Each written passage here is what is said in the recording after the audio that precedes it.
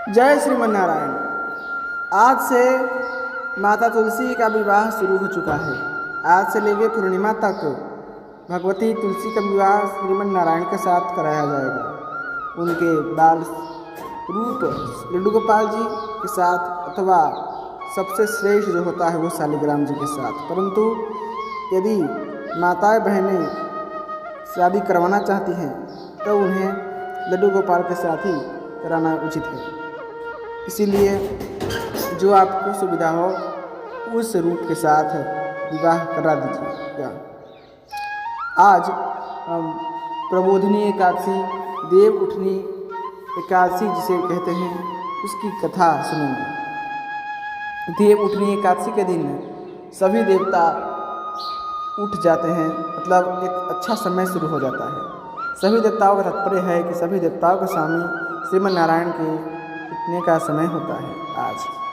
आज का दिन बहुत अच्छा माना जाता है और आज से अधिक शुभ कार्यों का शुरुआत हो जाता है, यानी भक्ति का एक गम हो जाता है। आज से लेके अगले यानी देवशयनी एकादशी तक भगवान श्री हरि विष्णु के व्रतों का मुहूर्त रहता है। और आज हम श्रीमन नारायण की ये कथा सुनते हैं। आज का एकादशी बहुत श्रेष्ठ माना जाता है और आज के दिन की हुई पूजा अत्यंत सफल हो जाती है। आज के दिन भगवान लक्ष्मी नारायण को तुलसी पत्ते अर्पित करने चाहिए। करीब जो स्कंद पुराण बताया गया है 1 लाख तुलसी के पत्ते अर्पित करना चाहिए। यदि संभव न हो तो अपने शक्ति के अनुसार जितना अर्पित हो करना हो उतना अर्पित करना चाहिए। आज माता तुलसी का विवाह करना शुभ माना जाता है, या आप इन 5 दिनों में से किसी भी दिन तुलसी विवाह करा सकते हैं। तो चलिए कथा प्रारंभ करते हैं। ओम नमो भगवते वासुदेवाय। ब्रह्मा जी बोले, हे मुनिश्रेष्ठ, अब पापों को हरने वाली, पुण्य और मुक्ति देने वाली एकादशी का महात्म्य सुनिए। पृथ्वी पर गंगा की महत्ता और समुद्रों तथा तीर्थों का प्रभाव अभी तक है, तभी तक है जब तक कि कार्तिक के देव प्रबोधिनी एकादशी तिथि नहीं जाती।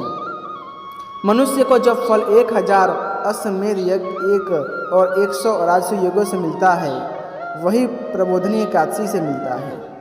नारद जी कहने लगे कि हे पिता, एक समय भोजन करने, रात्रि को भोजन करने तथा सारे दिन उपवास करने से क्या फल मिलता है, सो विस्तार से बताइए। ब्रह्मा जी बोले, हे पुत्र, एक बार भोजन करने से 1 जन्म और रात्रि को भोजन करने से 2 जन्म तथा पूरा दिन उपवास करने से 7 जन्मों के पाप नाश होते हैं। जो वस्तु त्रिलोकी में न मिल सके और दिखे भी नहीं, वह हरि प्रबोधिनी एकादशी से प्राप्त हो सकती हैं। मेरु और मंदराचल के समान भारी पाप भी नष्ट हो जाते हैं तथा अनेक जन्म में किए हुए पाप समूह क्षण भर में भस्म हो जाते हैं। जैसे रुई के बड़े ढेर को अग्नि की छोटी सी चिंगारी पल भर में भस्म कर देती है। विधि पूर्वक थोड़ा सा पुण्य कर्म बहुत फल देता है, परंतु विधि रहित अधिक किया जाए तो भी उसका फल कुछ नहीं मिलता। संध्या न करने वाले, नास्तिक, वेद निंदक, धर्मशास्त्र को दूषित करने वाले, पाप कर्मों में सदैव रत रहने वाले, धोखा देने वाले ब्राह्मण और शूद्र, परस्त्री गमन करने वाले तथा ब्राह्मणी से भोग करने वाले, ये सब चांडाल के समान हैं। जो विधवा अथवा सधवा ब्राह्मणी से भोग करते हैं, वे अपने कुल को नष्ट कर देते हैं। परस्त्रीगामी के संतान नहीं होती और उसके पूर्व जन्म के संचित सब अच्छे कर्म नष्ट हो जाते हैं। जो गुरु और ब्राह्मणों से अहंकार युक्त बात करता है, वह भी धन और संतान से हीन होता है। भ्रष्टाचार करने वाला, चांडाली से भोग करने वाला, दुष्ट की सेवा करने वाला और जो नीच मनुष्य की सेवा करते हैं या संगति करते हैं, ये सब पाप हरि प्रबोधिनी एकादशी से के व्रत से नष्ट हो जाते हैं। जो मनुष्य इस एकादशी के व्रत को करने का संकल्प मात्र करते हैं, उनके 100 जन्मों के पाप नष्ट हो जाते हैं। जो इस दिन रात्रि जागरण करते हैं, उनकी आने वाली 10,000 पीढ़ियाँ स्वर्ग को जाती हैं। नरक के दुखों से छुटकर प्रसन्नता के साथ सुसज्जित होकर वे विष्णु लोक को प्राप्त जाते हैं। ब्रह्म हत्यादि महान पाप भी इस व्रत के प्रभाव से नष्ट हो जाते हैं। जो फल समस्त तीर्थों में स्नान करने, गौ, स्वर्ण और भूमि का दान करने से होता है, वही फल इस एकादशी की रात्रि को जागरण से मिलता है। हे मुनि शार्दूल, इस संसार में उसी मनुष्य का जीवन सफल है जिसने हरि प्रबोधनी एकादशी का व्रत किया है। वही ज्ञानी, तपस्वी और जितेंद्रिय है तथा उसी को भोग एवं मोक्ष मिलता है जिसने इस एकादशी का व्रत किया है। वह विष्णु को अत्यंत प्रिय मोक्ष के द्वार को बताने वाली और उसके तत्व का ज्ञान देने वाली है। मन, कर्म, वचन तीनों प्रकार के पाप इस रात्रि को जागरण से नष्ट हो जाते हैं। इस दिन जो मनुष्य भगवान की प्रसन्नता के लिए स्नान, दान, तप और यज्ञादि करते हैं, वे अक्षय पुण्य को प्राप्त होते हैं। प्रबोधनी एकादशी के दिन व्रत करने से मनुष्य के बाल, यौवन और वृद्धावस्था में किए समस्त पाप नष्ट हो जाते हैं। इस दिन रात्रि जागरण का फल चंद्र सूर्य ग्रहण के समान स्नान करने से 1000 गुना अधिक होता है। अन्य कोई पुण्य इसके आगे व्यर्थ है। जो मनुष्य इस व्रत को नहीं करते, उनके अन्य पुण्य भी व्यर्थ ही हैं।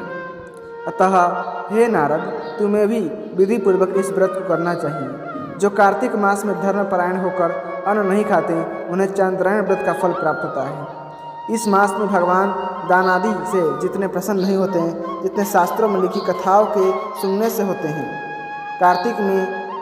कार्तिक मास में जो भगवान विष्णु की कथा का एक या आधा श्लोक भी पढ़ते हैं, सुनने या सुनाते हैं, उनको भी 100 गायों के दान के बराबर फल मिलता है।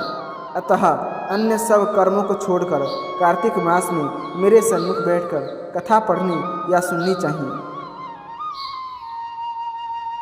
जो कल्याण के लिए इस मास में हरि कथा कहते हैं, वे सारे कुटुंब का क्षण मात्र में उद्धार कर देते हैं। शास्त्रों की कथा कहने सुनने से 10,000 यज्ञों का फल मिलता है। जो नियम पूर्वक हरि कथा सुनते हैं, वे 1000 गोदान का फल पाते हैं। विष्णु के जागने के समय जो भगवान कथा सुनते हैं, वे 7 द्वीपों समेत पृथ्वी के दान करने का फल पाते हैं। कथा सुनकर वाचक को जो मनुष्य सामर्थ्य के अनुसार दक्षिणा देते हैं, उनको सनातन लोक मिलता है। व्रत करने की विधि कुछ इस प्रकार से है।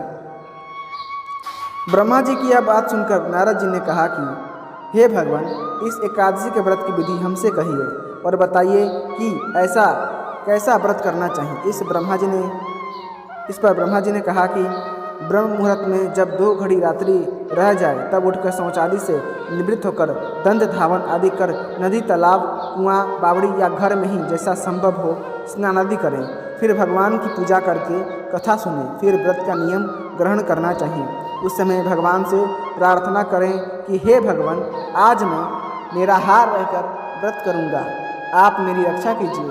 दूसरे दिन द्वादशी को भोजन करूँगा।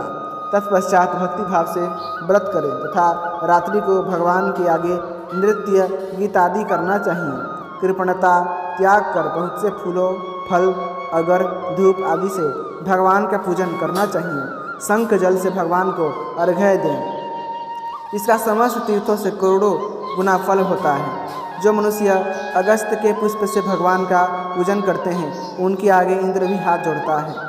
तपस्या करके संतुष्ट होने पर हरि भगवान जो नहीं करते हैं, वह अगस्त के पुष्पों से भगवान को अलंकृत करने से करते हैं। जो कार्तिक मास में बेलपत्र से भगवान की पूजा करते हैं, वे मुक्ति को प्राप्त होते हैं। कार्तिक मास में जो तुलसी से भगवान का पूजन करते हैं, उनके 10,000 जन्मों के पाप नष्ट हो जाते हैं। तुलसी दर्शन करने, स्पर्श करने, कथा कहने, नमस्कार करने, स्तुति करने, तुलसी रोपण, जल से सींचने और प्रतिदिन पूजा सेवा आदि करने से 1000 करोड़ युग पर्यंत विष्णु लोक में निवास करते हैं। जो तुलसी का पौधा लगाते हैं, उनके कुटुंब से उत्पन्न होने वाले प्रलय काल तक विष्णु लोक में निवास करते हैं। तुलसी रोपण का महत्व, हे मुनि,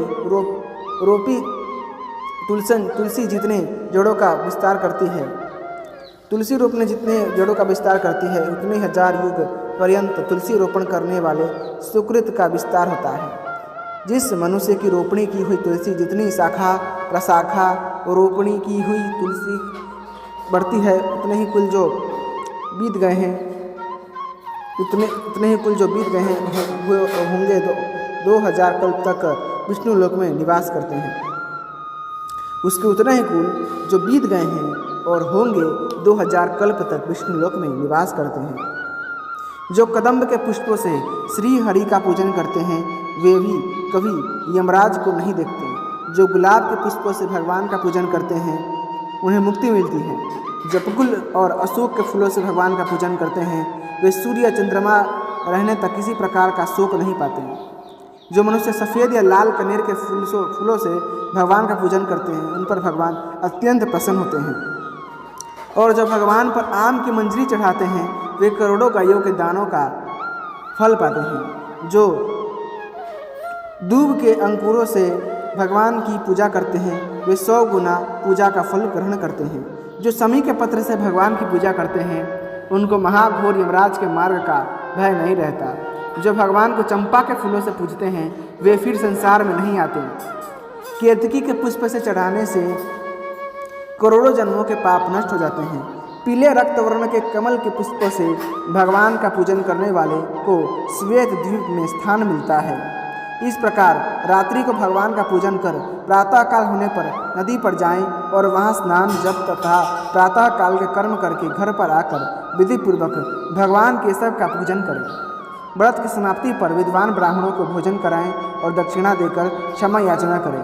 इसके पश्चात भोजन गौ और दक्षिणा देकर गुरु का पूजन करें। ब्राह्मणों को दक्षिणा दें और चीज व्रत के आरंभ में छोड़ने का नियम किया था। जो चीज़ व्रत के आरंभ में छोड़ने का नियम किया था वह ब्राह्मणों को दें। रात्रि में भोजन करने वाला मनुष्य ब्राह्मणों को भोजन कराए तथा स्वर्ण सहित बैलों का दान करे। जो मनुष्य मांसाहारी नहीं है वह गौदान करे। आंवले से स्नान करने वाले मनुष्य को दही और शहद का दान करना चाहिए। जो फलों को त्यागे वह फल दान करे। तेल छोड़ने से घृत और घृत छोड़ने से दूध, अन्न छोड़ने से चावल का दान किया जाता है। इसी प्रकार जो मनुष्य भूमि शयन का व्रत लेते हैं उन्हें सैया दान करना चाहिए। साथ ही तुलसी सब सामग्री सहित देना चाहिए। पत्ते पर भोजन करने वाले को सोने का पत्ता घृत सहित देना चाहिए। मौन व्रत धारण करने वाले को ब्राह्मण और ब्राह्मणी को घृत तथा मिठाई का भोजन कराना चाहिए। बाल रखने वाले को दर्पण, जूता छोड़ने वाले को एक जोड़ जूता, लवण त्यागने वाले को शर्करा, मंदिर में दीपक जलाने वाले को तथा नियम लेने वाले को व्रत की समाप्ति पर ताम्र अथवा स्वर्ण के पत्र पर घृत और बत्ती रखकर विष्णु भक्त ब्राह्मण को दान देना चाहिए। एकांत व्रत में 8 कलश वस्त्र और स्वर्ण से अलंकृत करके दान करना चाहिए। यदि वह भी न हो सके तो इनके अभाव में ब्राह्मणों को सत्कार सब व्रतों को सिद्ध करने वाला कहा गया है। इस प्रकार ब्राह्मण को प्रणाम करके विदा करें। इसके पश्चात स्वयं भी भोजन करें। जिन वस्तुओं को चातुर्मास में छोड़ा हो उन वस्तुओं की समाप्ति करें अर्थात ग्रहण करने लग जाएं। हे राजन, जो बुद्धिमान इस प्रकार चातुर्मास व्रत निर्विघ्न समाप्त करते हैं वे कृत्य हो जाते हैं और फिर उनका जन्म नहीं होता। यदि व्रत भ्रष्ट हो जाए तो व्रत करने वाला कोढ़ी या अंधा हो जाता है। भगवान श्री कृष्ण कहते हैं कि हे राजन, जो तुमने पूछा था वह सब मैंने बतलाया। इस कथा को पढ़ने और सुनने से गौदान का फल प्राप्त होता है।